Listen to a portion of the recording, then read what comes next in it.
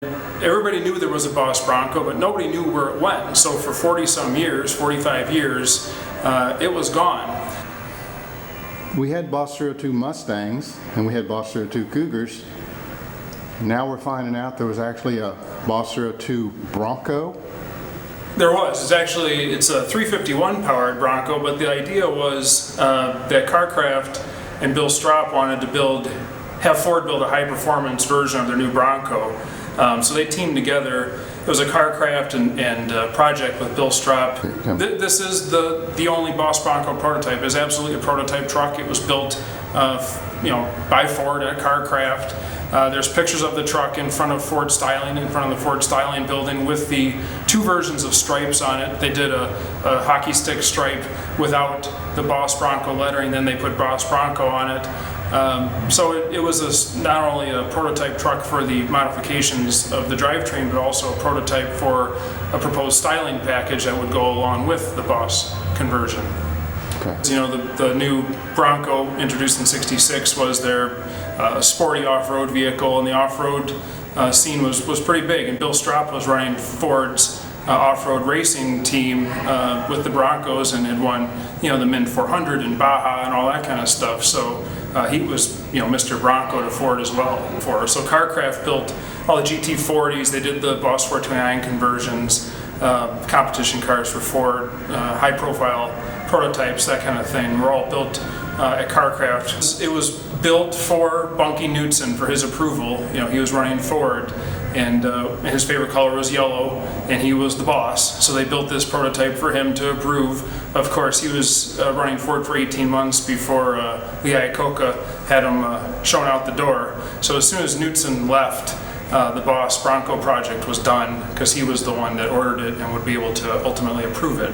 But the project was to make this high-performance Bronco into a production unit, and they thought it'd be a big hit, kind of like the Raptor is today. They wanted something like that way back in '69. So, but they only built one of these. They only built one. So what happened was the truck was converted. It was brought over from Ford as a base unit, and they did the conversion in about 9 days' time at Carcraft. Bill Stroppe flew in from California. They pulled out the original 302 engine, and they put in a blueprinted, kind of hot-rodded GT350 engine, 351 Windsor, which was a 1969 GT350 engine. They converted the truck to an automatic. You couldn't get an automatic in a production Bronco. This was the first Bronco fitted with an automatic transmission. They put 411 traction lock differentials front and rear, so it's 411 posies both ends, a hot rod 351 automatic. They did all kinds of other. They put Stroppe power steering on it, Stroppe roll bar, did a custom interior, custom striping, a lot of really cool modifications to it, dual exhaust, pretty trick piece. They went, and the whole truck is fitted with premier bolts like they use on the GT40s, like these aircraft grade bolts. They want to make the ultimate Bronco. Wow. Officially, it's called the Boss Bronco. It was on the Carcraft inventory sheets, and the project was a special high-performance Bronco, is what they called it. They then named it the Boss Bronco and did the striping. They painted it. It was yellow, which was Bunky Knudsen's favorite color. They thought if they made it Bunky's favorite color, that it had more likelihood of being approved. So when it was done, when they were done with the prototype and the project was killed when Bunky left, it was on the inventory sheets as a non-resellable unit that was supposed to be crushed.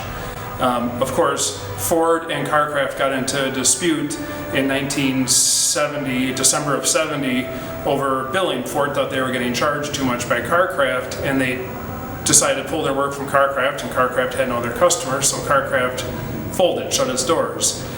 Somewhere in that period, the Boss Bronco, while it was supposed to be crushed, escaped Carcraft. We think that it was sold to an employee, or it went to the Ford company lot and an employee bought it. The Boss Bronco names were removed from the truck, and it just became a yellow Bronco with a 351 in it. Okay, so it got lost, and tell us the story, how you found it and stuff. It got lost, it disappeared, and everybody knew there was a Boss Bronco, but nobody knew where it went. So for 40-some years, 45 years, it was gone.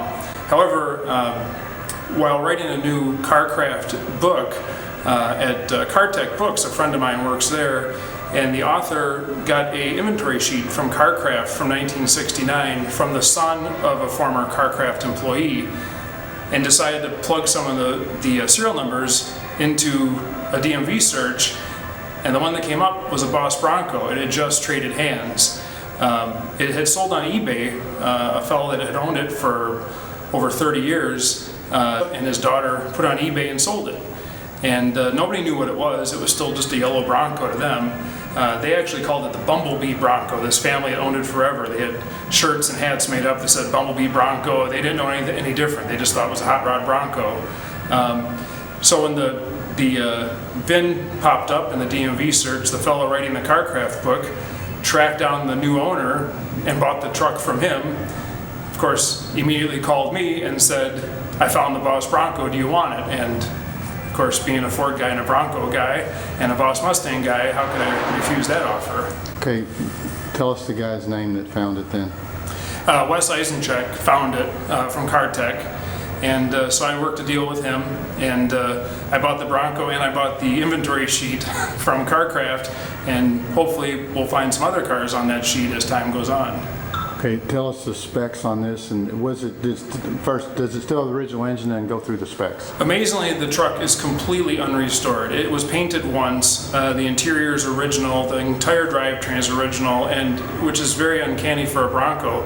There's zero rust on it anywhere. It still has all the original finishes underneath. Has the original CarCraft installed shifters for the automatic and the fabricated transmission adapter they made. Has the original engine with the original GT350 tag still on it. Everything down to the original carburetor was still with the truck. The original exhaust is still on it.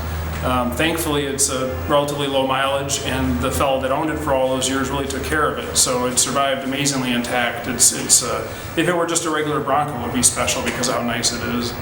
When I got the Bronco, I ended up pulling out the engine and rebuilding the engine and transmission because it was tired. As nice as it was, it just been driven all those years. So I was very careful rebuilding the original engine and transmission.